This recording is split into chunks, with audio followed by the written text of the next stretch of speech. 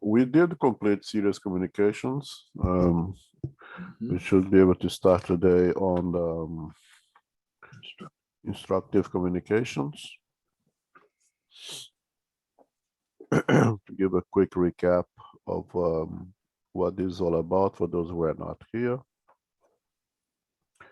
Chapter 10 gives a nature, the title is Nature of Communications, in which Kardec divides all the communication. Well, first he makes a difference between communication and manifestation, okay, which is a very important one. That manifestation is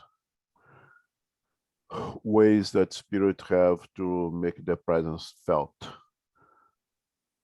by us. And the communication is an exchange of intellectual abilities, intelligent abilities. And when the manifestation enters into a degree in which there is exchange of informations, that there is Q&As, then it's no longer just a manifestation, it's upgraded to a communication. Now, communication, Kardec used three words here to differentiate those the communication. So we may interact with the spiritual world and use 2 words: crude, frivolous, serious, 4 words, and instructive. And again,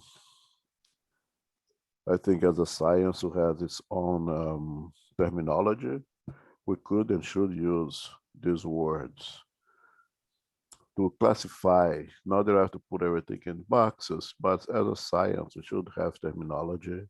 And I think we should and could use these 4 words to classify communication that we receive. Good communication would be the lowest possible kind, and of course would come the lowest possible spirits. They are malevolent, they are insolent, obscene, arrogant. They express the worst that resonates as a spirit, and of course it's something that we should stay away from it. And if you are associated with this kind of communications, you better take a good look at ourselves. What are we doing to be in this kind of associations? Frivolous is another type, and there would be all the jokers, of those who, pretty much most of us, who just don't care about anything else. Life is short and it's fun. Let's have fun. Forget about all these studies, all these things. No, let's just enjoy while we can. And those frivolous communication expresses this mentality, basically. And then we come to the big problem. The one that I would say is a harder one for us to work with is the serious communications. Come from spirits who have serious intentions, who have serious objectives, different from frivolous, who just want to have some fun, and if you don't care to join them, they go find someone else. Frivolous, the serious communicators, they want bring something to us. And the problem with the serious communication is that although serious may not be good, they may serious and malevolent. They can be serious and benevolent. They can be serious and leads us to an abuse. They can be serious and lead us to ecstasy. So the serious is one that we need to be extremely careful. It's to quickly distinguish a crude, a frivolous. It's not too hard. The serious requires a higher degree of intellectual, moral ability, because it can easily become prayer. We can easily become engulfed in very beautiful words with zero content, or very beautiful words that leads to very ugly consequences, both serious. And then we come to the fourth one that we're going to read now, instructive, which is the last one, and you will be able to start on chapter 11, hopefully. Is there any question on that so far?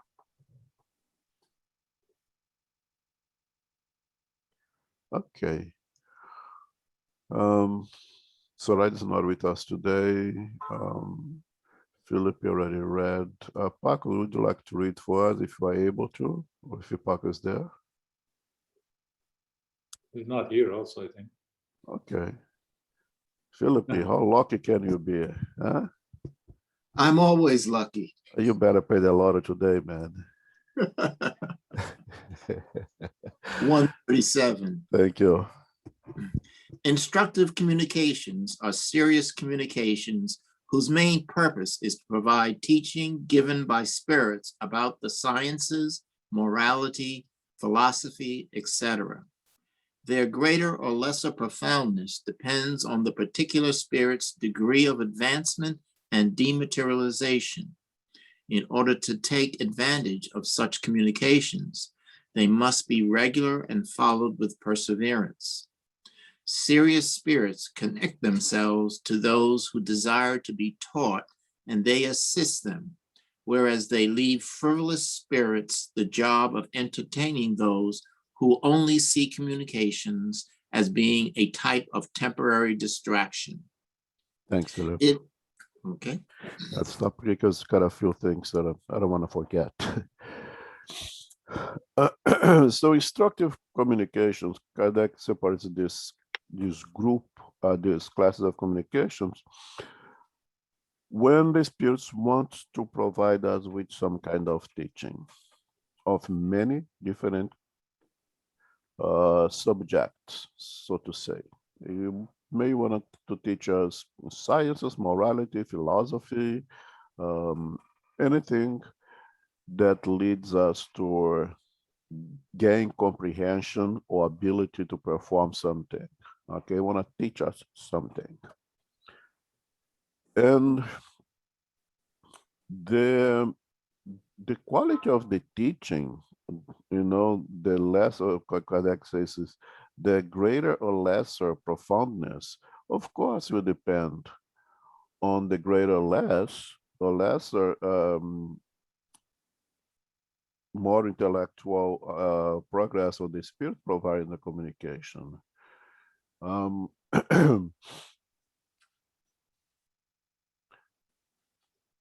more evolved spirit will be able to provide more profound teachings, let's say, in any subject matter. And a less evolved spirit will be able to provide lessons less profound on the same subject matter, right? In any subject matter that we choose to use as an example here. And another thing it says it is important is the dematerialization. Now, I make a direct correlation of dematerialization with more intellectual progress, especially moral progress, because you know that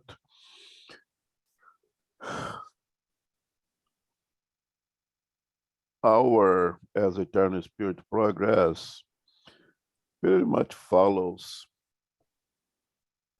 the spiritualization or etherealization of our perispirit. The more unevolved we are, the more gross materialized it is our perispirit. The more evolved we are when we get, discuss for next week, do perfect spirit have a perispirit or not?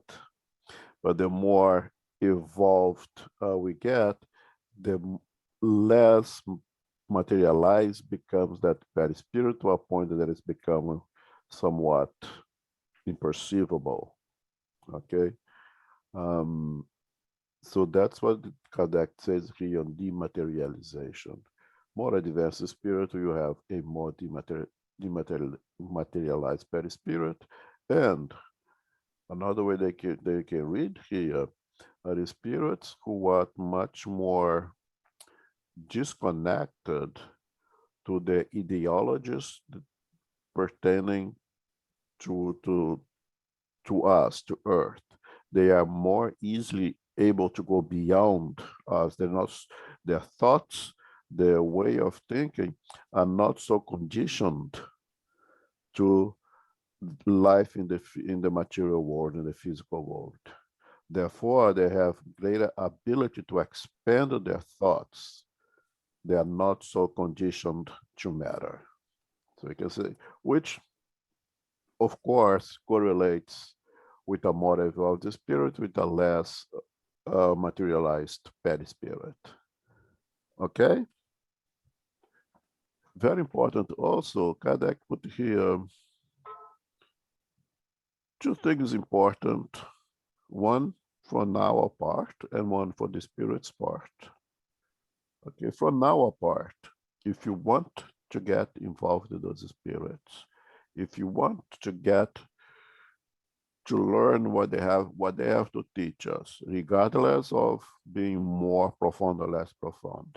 Okay, if you want to receive what they have to offer to us, it is required, and I'm gonna read to quote here, in order to take full advantage of such communications, they must be regular and followed with perseverance. They hear the communication, okay, of the spirits, okay. In order for us to take advantage of this quite for us to take all those communications, we must be receiving those communication regularly and follow with perseverance. Meaning, in order to learn something, while to conquer knowledge of something, we must apply ourselves. We must do repetitions. We must do to continue to put our effort to learn something. And from the part of the spirits, and again, I'm going to read to quote, so I won't make any mistakes. Serious spirits connect themselves to those who desire to be thought, and they assist them, whereas they leave frivolous spirits the job of entertaining those who only see communications as being a type of temporary distraction. Serious spirits are busy. Serious spirits will deal with serious individuals. If we are not applying ourselves, doing what is it's our part of the deal. I have something to teach you. You apply yourselves and you receive it. If we don't do our part, they leave us alone. They leave us to hang out with the frivolous spirits because we show that we belong more with them than with the serious one. So if I'm sorry, the telephone is ringing here. So if I go to a serious academy, or let's say yoga, and I want to gain, sorry, I have to wait. Okay. And I wanted to gain, flexibility of body and mind, and I want to become, generally better, healthier through yoga. And the yoga master received me and says, we will meet 4 times a week. It's going to be for 2 hours at each day, and make it schedule and everything else. And for the first month, I'm there, all 4 days, all 4 hours, and after that, I start going twice a week, and after days I skip a whole week. Will come upon that I'll come in to the academy, and the serious instructor say, don't bother coming. you know, here's your money back. I don't need you over here just to waste my time and waste my space. You go and come back when you are serious, when you really want to do this. Because a serious instructor, you not waste time with someone who's not putting that they're putting the effort, is not doing that part of the deal. Of course, the same with spirits were without a physical body, right? It's the same thing. Question, comments? Move on. Yeah, Elmo. Go ahead. I was talking to some people, and some of them expressed the desire to be working with psychography, sorry. And I kind of didn't know what to say. I mean, I kind of knew what to say, but I thought, I heard this message from Chico that hit me really hard and makes me afraid to talk to people and tell quote unquote the truth. That Chico says to use a drop of wisdom, a gallon of water, and a gallon of love. So I'm kind of holding back a lot for things that is on my mind. But the question is, it takes a lot of commitment and takes a lot of, as you quote here, you have to be there. You have to put the effort. You have to do a lot of things that sometimes people don't realize. Sometimes, well, I'm not here to judge anyone, but so if you are doing what it says here, you will see the changes on your work. Meaning, in it doesn't matter if it's a psychography or psychophony, you will see that you're being in contact with more elevated spirits throughout time, right? It depends what's the nature of work. It depends on what is the nature of the work in that particular group. A good serious medium will receive messengers of all kind. A good serious medium will place him or herself in the position of being an instrument at the hands of spirits. In a serious spirit centers, and I would say here that are perhaps biased, but the one follows the guidelines suggested by Kardec in the codification, we receive serious spirits with the intention to be, we receive instructive communications. Spirits wants to teach us, wants to help us.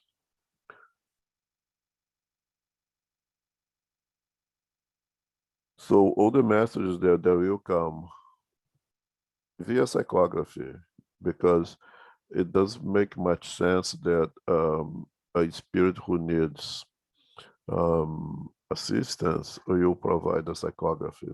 A psychography. So use psychography in a serious spirit center will be instructive communications. I'm gonna see here soon why. But the more the needy spirits want to come to receive assistance, will communicate via psychophony for various reasons. We don't have time to go that now. The more experienced spirit, or mediums, I'm sorry, the more experienced mediums, one who is doing psychography for 40 years, we will have greater facility to receiving, to writing, to receive, to putting in words the thoughts of the spirit. the less experienced medium will have a little bit more difficulty to translate those thoughts into written words, but it will develop, and then with work, the quality of the translation of that thought into written words will improve.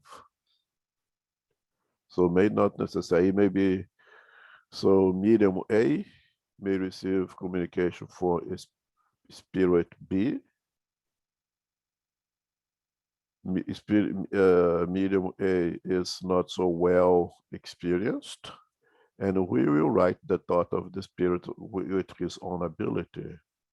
The same medium A, after more experience, after more training, we receive communication from spirit B, and we will be able to translate spirit's thought into written communication with much greater ease, with much easy,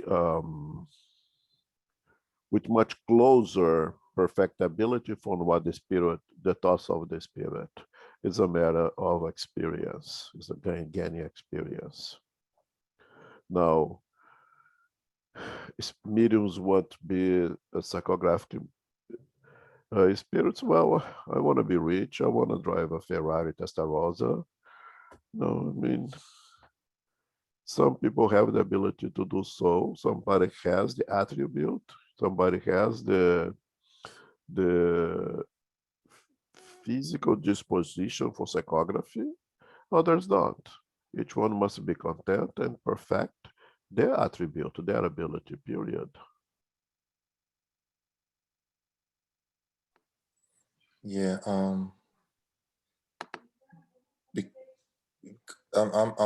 Yeah, understand. Thanks for the answer. I got it.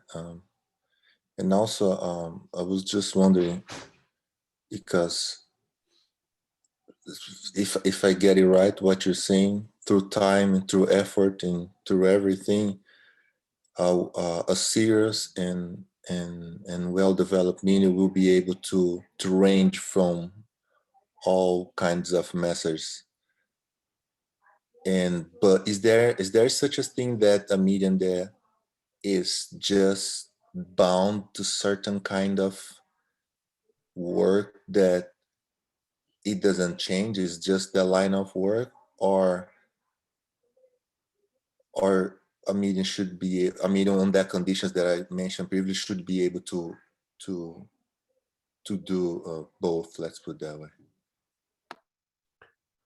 But the versatility of the medium will be discovered with time. When the worker is ready, the work presents itself. A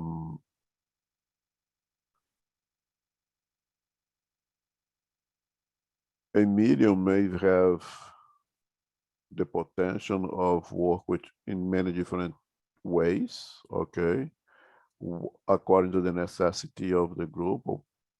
Those abilities may or may not reveal itself.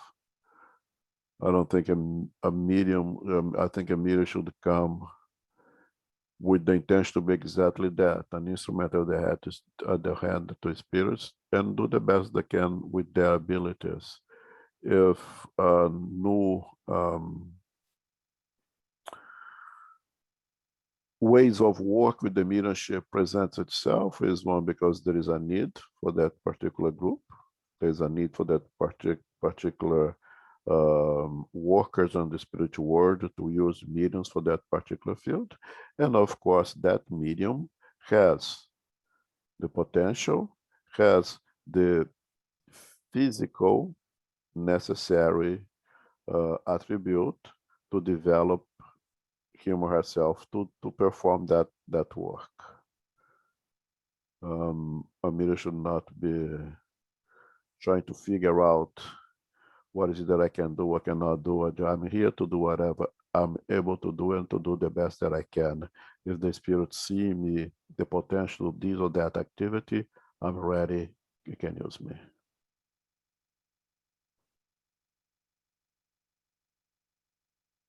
Thank you. You cleared out a lot of things. Sure.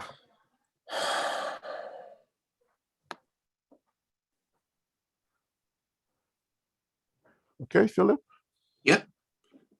It is only through the regularity and frequency of these communications that we can appraise the moral and intellectual value of the spirits who are communicating with us, as well as the degree of trust they deserve.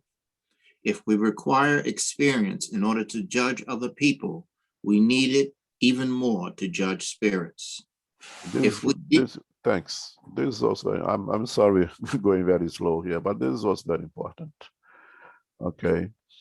You received a message today, and whoever signs or don't sign, no, it's not necessary to sign. I think with time, we'll be able to notice it's coming from that spirit because it has the same characteristic. If you're really studying of the communication, you'll be able to pinpoint the style, the form, the subject of the communications, and you'll be able to guess with an educated guess that is coming from the same spirits or different spirits, even if there is not a signature, right? And if there is a signature, even better. But again, signature you have to be careful with, because as André Luis says, there is many André Luis out there, right? And it takes time, it takes experience. And Kardec put a very important thing over here. If you require experience in order to judge other people, we need even more to judge spirits. Okay.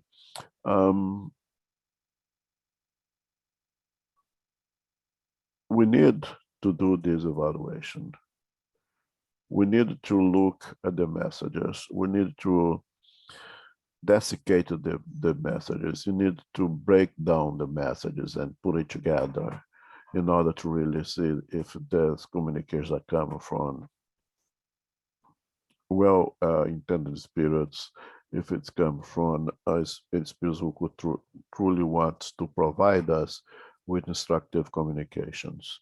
And we can also see if, even if it's instructive, is it a level that is way above our head, or it's way below us? Is like, spirits want to teach us the alphabet. Has all the good intention, but as much as the spirit can provide us is the alphabet.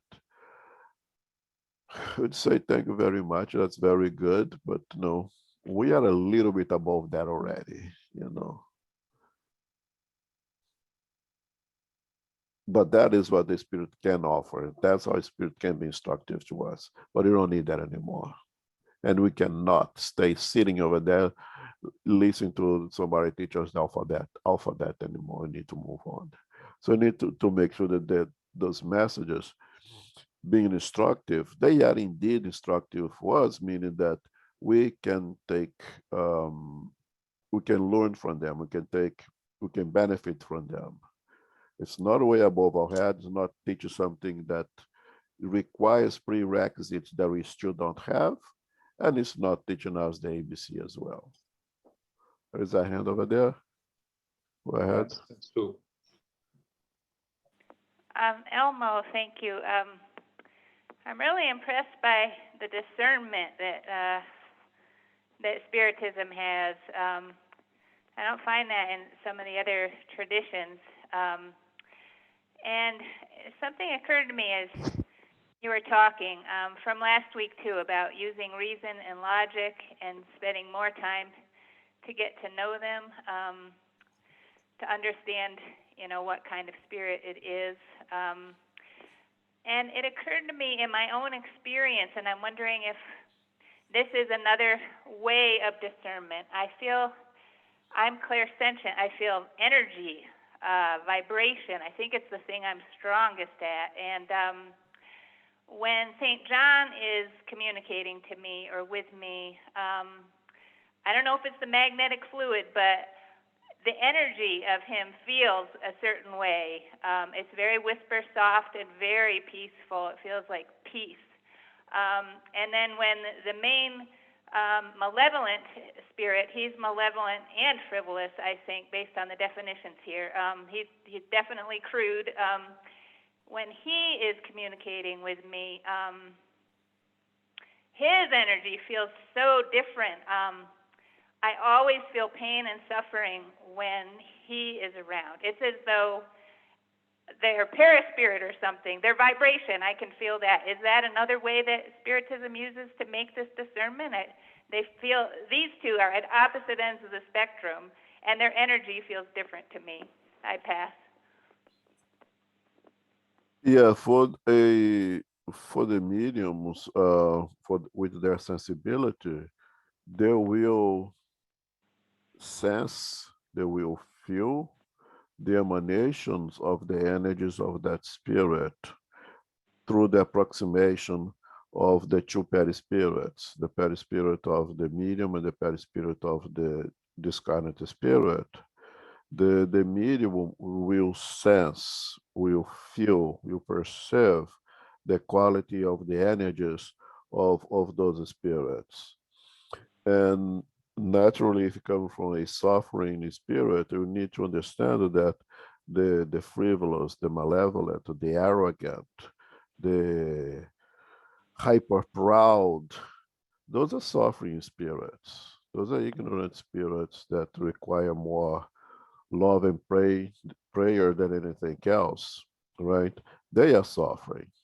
They and we feel the sensitive medium will feel that energy, the heaviness, the difficult. Some spirits, some mediums will actually feel physical pain associated with those energies. But of course, the other side of the spectrum is also true. The approximation of elevated spirits who bring that energies of peace, of tranquility, of safety. The medium will feel that as well. There's sometimes mediums will say is just undescribable. We can describe pain, we can describe hate, anger, because that's where we live. But the approximation of such evolved spirits at a time, the mediums cannot even describe, because it's something that is undescribable because we don't experience something outside of our normal life. Basically, is a state of ecstasy that mediums will say there is no words basically to express how great that feeling is. So yes, that's something that you will feel. It's not applied here because you're talking about communications, but in terms of feeling, yes, you're absolutely right. Thank you, Elmo. Very helpful. Sure. Hey, Amo. Yep. You mentioned before that a person can want whatever they want, but if they're gonna get is a different thing. Yep. And is it wrong for a medium to, as long as it is working and trying to better themselves, and in this case, I believe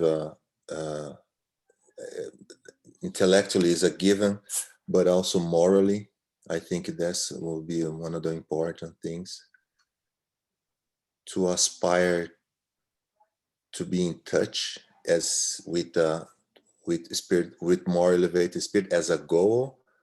You think this is something wrong, or a person should not have that and just work, and if the work is being done properly, that will happen naturally?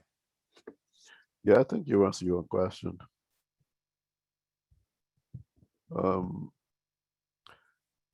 I think it'd be nice to only feel the good side of the spectrum, right, in association with the highly evolved spirits and stay and live on a perpetual state of bliss.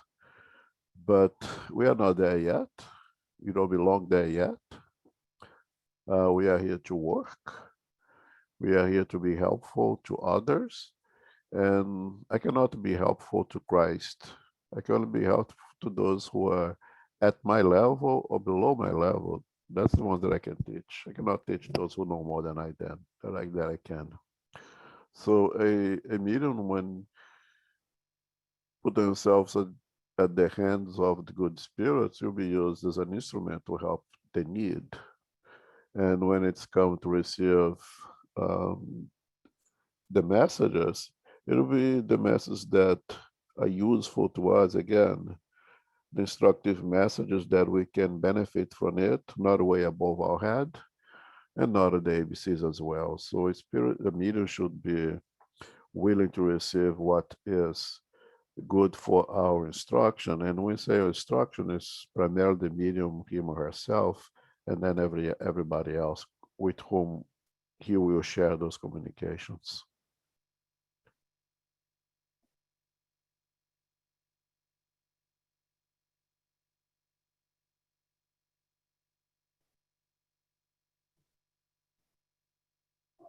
Okay, I'm gonna have to think about that. I think when just pick up any name that you want to pick up. St. Louis, Socrates, Plato, Bezerra de Menezes.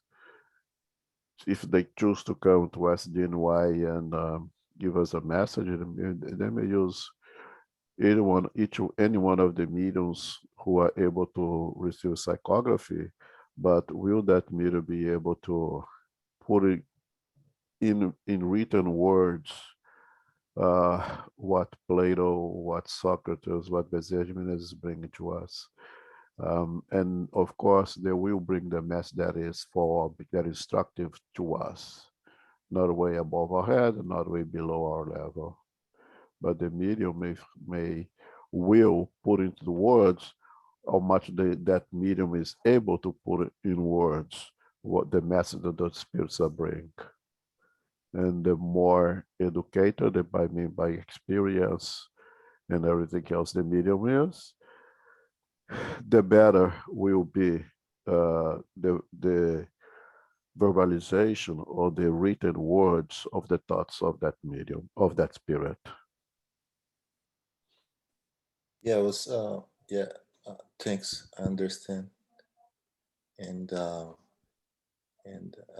I was thinking more of a, since the message will be a message for all of us to benefit. What I was thinking was more of a, who will deliver the message. The message can be delivered for a very good spirit, or you know, a more elevated spirit. The reason why I'm asking, and I have to be very careful here, because I was reading the other day that some mediums, they became fascinated with mediumship, and we have to really be careful with that as well. But when you hear mediums describing their experience, even briefly, with high order, or what we call high order spirits or elevate spirits, whatever word we want to use there, the sense of joy on that moment, it makes one wonder, oh, if I would like to have that. You know what I mean? That's why I was asking if it's wrong one aspire to be that. I understand that we are two, and then we have to do the work. But I was just wondering on the back of the head if it's something that is wrong, because I was also studying, this kind of fascination with mediumship and everything. Sorry to.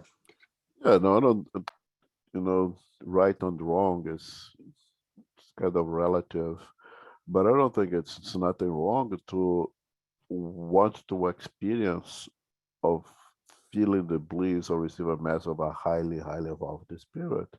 I don't see anything wrong with that.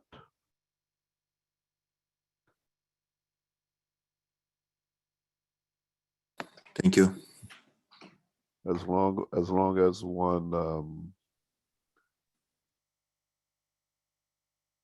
puts themselves ready to do the work, and if it's happened, good. If it doesn't help, good. I'm doing my work. Have the hand again. Thank you, Elmo. This Yeah, is sure. Sue. So yes. I know we're on the communications chapter. I don't want to take us off track, but you had said, that a medium's paraspirit cuts close to, a spirit's paraspirit, and if that spirit is a lower order one, the medium can feel their pain and suffering. And one of our pieces of work is to pray for that spirit who's in pain and suffering. I have a question about this, and this may be very complicated, but the malevolent spirit who is obsessing me, I've gotten all kinds of advice about how to work with him. It's been quite a hell ride. He's very consistent and persistent in jabbing me all day long and all night. And one of the things people have said is just be loving to him, just be loving to him. And St. John has countered that. He said things like, to love him does not mean to love him openly. It seems that when I'm loving to this spirit obsessing me, it strengthens our connection somehow. It opens my field to him somehow. It doesn't help me separate from him. I'm not sure if I'm loving him wrong, but I'm wondering about this issue of praying for a spirit who is obsessing you. I see it in the text now. I got them in the mail that it says to pray for the spirit obsessing you, that their pain and suffering can be relieved and they can be helped by benevolent beings. But it seems to me that St. John is telling me that's making the situation worse. Could it be making the situation worse to do that somehow, the way I'm loving? I don't know.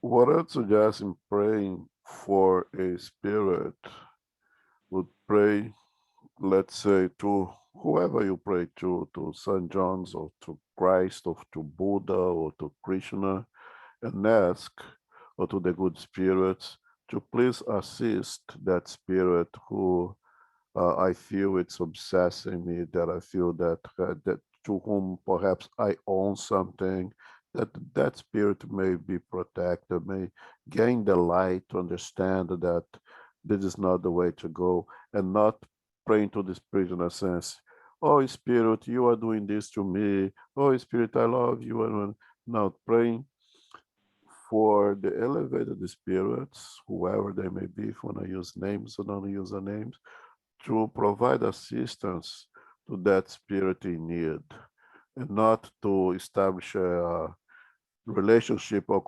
relationships already established, by the way, or establish communication with that spirit via prayer. That's what I'm trying. Oh, I see. That's the distinction I needed. I'm sorry, almost. So I'm praying to the benevolent beings who are assisting me, or to Christ, or to God, and I'm not developing a relationship with the spirit obsessing me. I get it.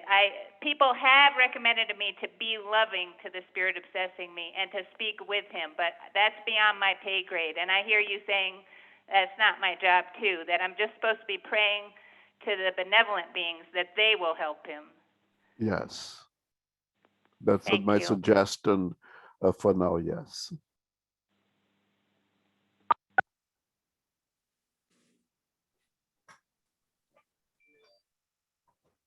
Okay.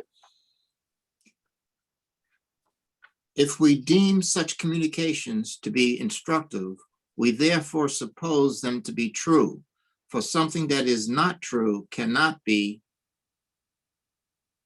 instructive, even if transmitted in the most striking language. Thus, in this category, we cannot include teachings that often display a striking and pompous style, since they come from spirits who are more pretentious than wise and who wish to deceive us. However, such spirits cannot disguise their shallowness or keep up their charade for very long. They soon expose their weak side by showing little continuity in their communications, or by our challenging of their statements. Thanks. Okay, another absolute must. okay? If we deem such communication to be instructive, we therefore suppose them to be true. For something that is not true cannot be instructive, even if transmitted in the most striking language. This is extremely important. So Kardec what Kardec's doing here now is saying we have serious communications, which can be for the good, it can be for the bad. But when you have instructive communications, it can only be for the good. It can only be truthful and only lead us in a positive direction. Otherwise, it's not instructive. It's not, because if it's a lie, it cannot be instructive. If it's not true, it cannot be instructive. Now, it's up to us to analyze, to conclude that this is indeed instructive. And then again, it may be teaching us the ABCs that we don't need anymore. But that's all that spirit can teach, and the spirit can be full of good intention and needs opportunity to give communication. It gives an ABC type of thing. You receive, say thank you very much, but no, you don't need, you don't need. Okay? It is our responsibility to analyze, to study, to reason, to separate the instructive communications from everything else and then make use of that. And the difficulty lies exactly that, in the fact that some of those communications, maybe what Kardec says over here, display a striking and pompous style, since they come from spirit who are more pretentious than wise and who wish to deceive us. And they can be quite deceiving with wonderful style of writing, and it's a very rich and expensive lexicon, and really putting all the beautiful words together. And when you squeeze it, there is nothing good of it in terms of a message. There is no instruction. There is nothing you can learn from it. Okay. Now, and the rest goes, no. We can fool a few for a short time, for a long time, and you can fool many for a short time, but you cannot fool everyone all the time. If people pay attention, eventually we will reveal ourselves. We will reveal our true colors. As wise as we may be in our pretending, eventually we will declare ourselves. And that's why Kardec in the previous paragraph say it takes frequency, it takes many communications. And that's why Kardec tells us you're better off rejecting 10 truths than accept one lie. Put things aside, investigate, evaluate. Eventually the truth will reveal itself. This is very, very, very important for anyone who wants to deal with mediumship, for anyone who is receiving messages. We have to be very attentive to this point. All right?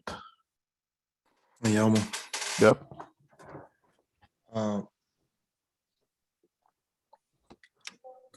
trying to, because it seems there is a fine line between those last two types of communications. Yeah. And You're right. sometimes, yeah, sometimes the communication is, in general terms, trying to provide consolation and message that, even though it seems is always the same message, as you always say, it's because we haven't learned yet. That's why I keep getting the same message. But and sometimes the communications, they, at least from the ones I've been analyzing, you see that the vocabulary is more of a using words that, from what we learn studying spirituals, that the spirits more elevated won't tell us to do things, or will say words like must, should, something like that. Yeah, in general, yeah. Yeah, in general, but they are still have some content. So so my question is, should the medium participate in analyzing those messages? Because I remember you saying last week that the work of the medium is just write the message and don't worry about if it's good or bad. There will people that will do that work. So should the medium participate on that, or you think that because it's the one that put the message out, is to connect with the message itself? Yeah, as I said, the medium should not be concerned over analyzing anything during the communication. It's very hard for us to do two things at the same time. So when the minimal psychography is on a medianistic state of trance, receive a communication, it should be just that. The typewriter at the hand of the spirit should just be as Chico Xavier says, just be the pen at the hand of the spirit. Right, finished. Now the medium and everyone else will analyze it together. What I'm saying, the analysis should, and the judgment or criticism should not be done during the communication. But after, yes, the medium should be a part of it as well.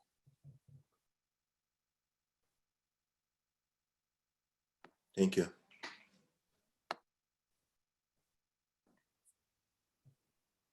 It's a lesson in humility for the medium, right? Because many mediums, it's very hard to discard a message that you have received and that you went through the work. So it's a learning and a lesson in humility to be able to discard what you think it's not appropriate, not a good message, right? And you can actually do that, while you are receiving the message. As I almost said, you are right. But if you are a conscious medium, you know what's coming through. You may be able to reject outright, not even discuss with a group, in some cases, but mostly discussing with a group is the best option. Yeah, because for some mediums,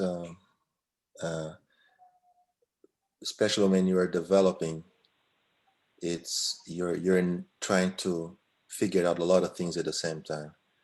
So some are very confident, some are more of a want to make sure that you are not messing up too bad, and then we kind of take that responsibility and like putting somebody else to do that kind of work.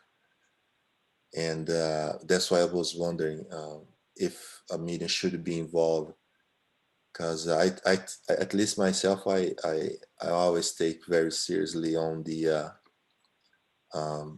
example of Xavier, that pretty much discard, I don't know, 1,000 messages before I start to do the quote unquote real work. So that gives plenty of room for us to throw away a lot of messages. So yeah. Yeah, but those 1,000 messages was real work as well. Was just no real work that deserves to be published or anything like that. Even the period of training, so to say, was serious and hard work as well.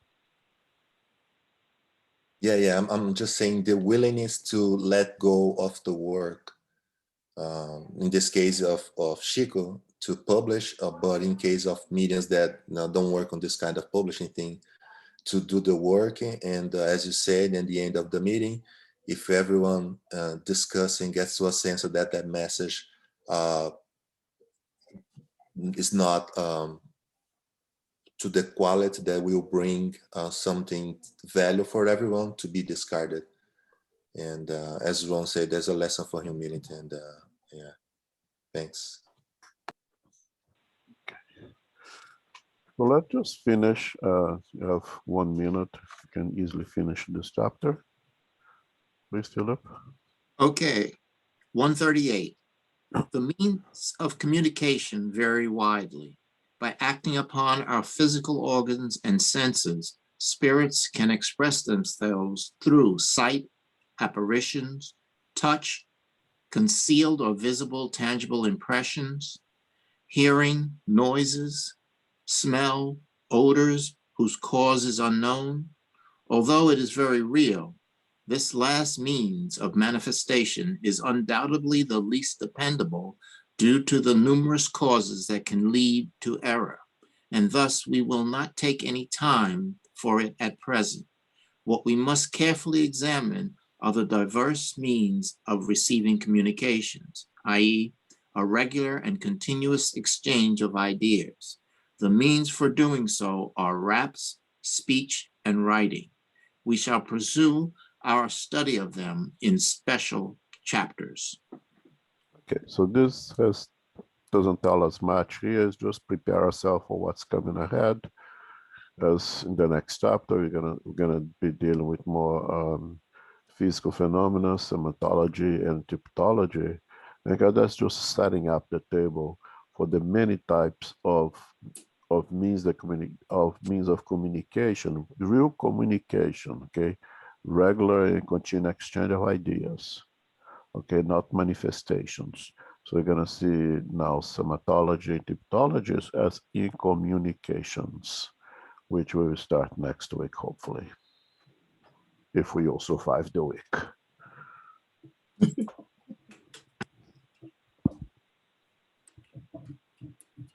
Okay, we went over already. I'll make the final prayer for us to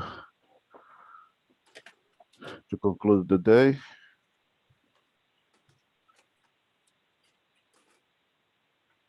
And once again, in association with all our spiritual benefactors, the good workers of SGNY,